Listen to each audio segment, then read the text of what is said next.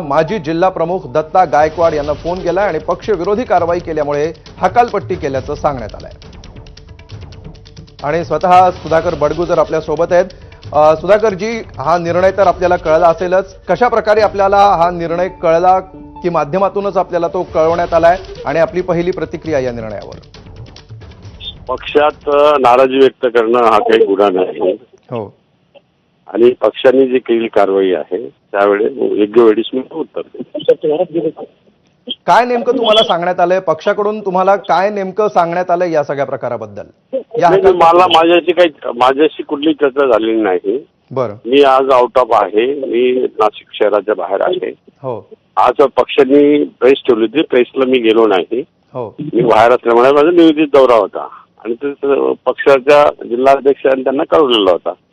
परंतु पक्षामध्ये जर अशा प्रकारची नाराजी व्यक्त करणं किंवा मुख्यमंत्र्यांना भेटण्यावरनं जर अशी कार्यवाही होत असेल तर ती मला असं तर चुकीची आहे। सुधाकर बडगुजर जी, ज्या प्रकारे हा निर्णय घेण्यात आलाय याच्या मागे नेमकं काय कारण आहे असं आपल्याला वाटतंय? जर पक्षाने दिलेलं कारण आपल्याला मान्य नसेल तर मग नेमकी का ही हकालपट्टी झाली असावी असं तुम्हाला वाटतं? योग जे त्यांनी हकालपट्टी केली तो पक्षाचा निर्णय आहे। त्यांनी कोणाला पक्षात ठेवायचं कोणाला नाही ठेवायचं हा त्यांचा पक्षप्रमुखांचा निर्णय आहे। त्याच्यावरती मी काय बोलणार? त्याच्यावरती मला योग्य वेळी मी देईल उत्तर त्याच्या जे द्यायचे ते। ओके, ठीक आहे। बडगुजरजी, आपली पुढची भूमिका काय असेल? असा वेळ आल्यावर सांग। ज्या प्रकारे आपली ही हकालपट्टी झाली, आपल्याला याची कुणकुण लागलेली होती, पक्षातील काही नेत्यांकडून तसे संकेत आपल्याला मिळत होते? नाही, अशी कुठली कुणकुण लागलेली नव्हती। मी पक्षामध्ये जे झालेले बदल आहे त्याच्यावरती नाराजी व्यक्त केली होती, कालच नाराजी व्यक्त केली। हो, आणि जर नाराजी व्यक्त करणं जर हा गुन्हा असेल हो, तर ते पक्षप्रमुखांनी ठरवायचं ते। आपण या संदर्भात पक्षप्रमुखांची भेट घेणार आहात, आपली बाजू मांडणार आहात? नाही, संधी दिली असती तर भेटलो असतो, परंतु हकालपट्टी झाल्यानंतर आता काही प्रश्न उरलेला नाही भेटायचा। पक्षातील अनेक जण नाराज आहेत असंही कळतंय। आपण देखील काल अशा प्रकारचं विधान केलेलं होतं। नेमके कोण नाराज आहेत? जाहीरपणे मत व्यक्त करणं हा जर गुन्हा असेल तर मी ते केलेलं आहे, मी मत व्यक्त केलेलं आहे निश्चितपणे। नाही, आपणच नाराज आहात की इतरही काही नेते नाराज आहेत? याविषयी आपण काय सांगू? इतरही नाराज होते आणि ते वेळोवेळी मी संघटनेमध्ये चर्चा केलेली होती आणि ते राऊत साहेबांच्या कानावरही टाकलेली होती। हो, परंतु आता अचानक निर्णय झाला तर ठीक आहे ना, पक्षाचा निर्णय पक्षाने घेतला।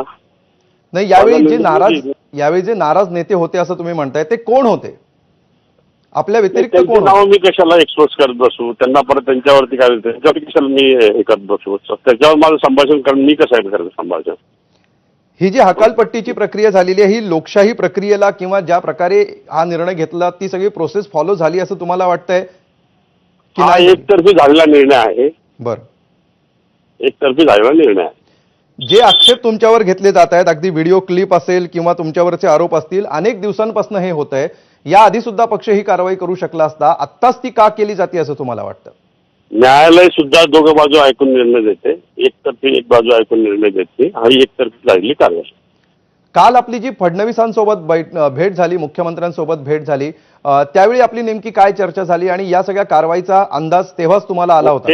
मुख्यमंत्र्यांना भेटलो ते महापालिकेच्या कर्मचाऱ्यांच्या प्रश्नावर भेटलो आणि ते प्रश्न निश्चितपणाने त्या ठिकाणी मांडले गेलेत आणि कर्मचाऱ्यांच्या बाजूने निर्णय व्हावा यासाठी मी मुख्यमंत्र्यांना भेटलो।